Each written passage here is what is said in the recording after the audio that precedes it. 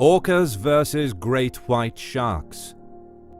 In a battle of the apex predators, who wins? When we think of the ocean's top predators, most of us are probably going to picture sharks. More specifically, we're probably picturing the massive great white shark.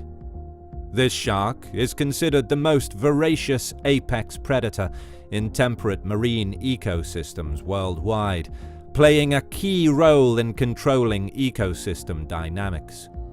The washed-up, mutilated carcasses of great whites signal a startling trend in the hunting habitats of one of the sea's greatest predators, killer whales.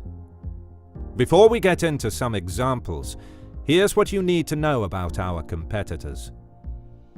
The legendary great white shark is a cartilaginous fish that has caused fear and admiration for many years.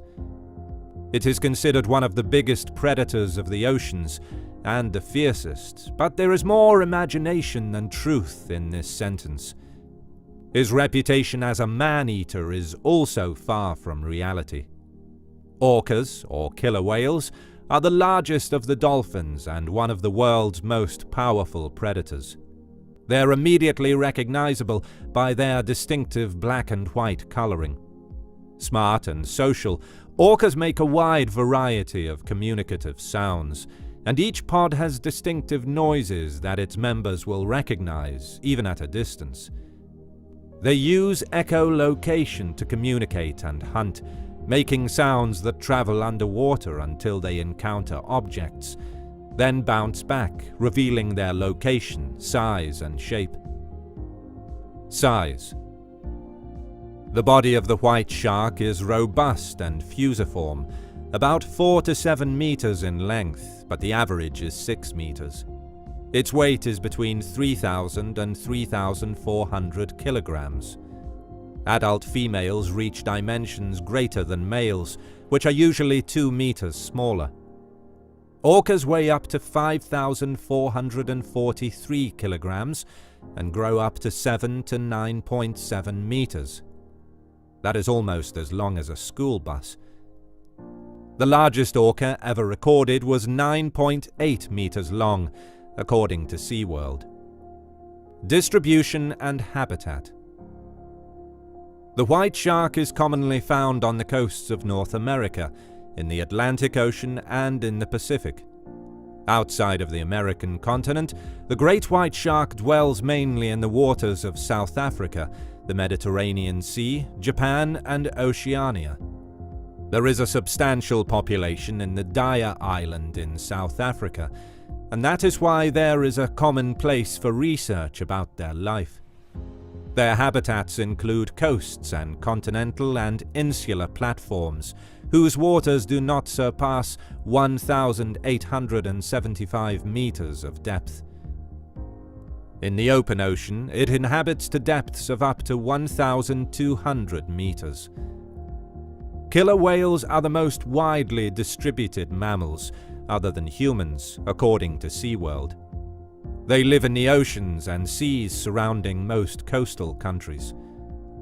They adapt very well to any climate. For example, they can live in the warm waters near the equator or the icy waters of the North and South Pole regions.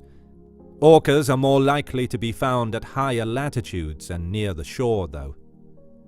Hunting and diet. The diet of this shark species is, of course, carnivorous. However, it does not usually feed on large species, but on smaller animals such as squids, rays, and other fish. Adult individuals also include other sharks, seals, sea lions, dolphins, and whale corpses.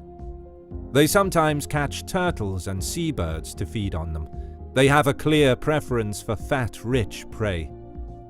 They have different hunting strategies, depending on the target victim and the size of the species.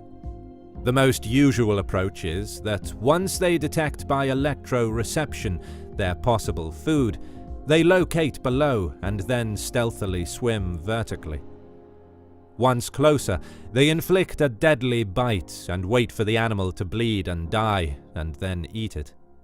If the prey survives that, They try to hold it with their lower teeth while the upper tear the tissues. Orcas are apex predators, at the top of the food chain. No other animals hunt orcas. Killer whales feed on seabirds, squid, octopuses, sea turtles, sharks, rays, and fish. They also eat most marine animals, such as seals and dugongs. They are known to grab seals right off the ice. Orcas use many different techniques to catch prey. Sometimes they beach themselves to catch seals on land, meaning they jump from the water onto land. Orcas will also work together to catch larger prey or groups of prey, such as schools of fish. It's difficult to imagine the voracious and predatory great white shark as prey. Could orcas really be overpowering them and removing their livers? In 2017, the bodies of 5 great white sharks washed up on the beaches of South Africa's Western Cape province. The bodies ranged in size from 9 feet to 16 feet, but each had large sets of puncture marks near the pectoral fins. The murderer of these sharks knew exactly where to bite to get what they wanted. Each of the sharks was missing their liver. Clearly, something even more formidable had been preying on them. Scientists determined then that only one other predator could pose such a danger to these killing machines. Indeed, the evidence was in their name: the killer whale. Orcas are also apex predators, and they can rival even the great white for their brutal killing efficiency. Orcas seem to have developed a way to take on the great white safely.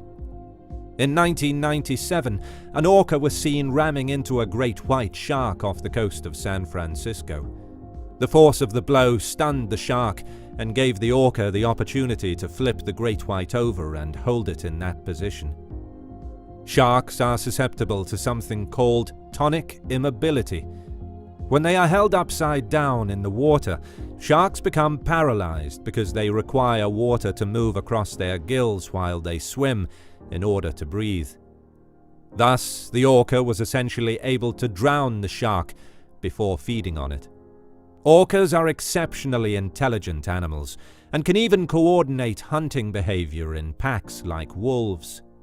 They've proven that they can easily disarm a great white in an attack. Why killer whales attack sharks?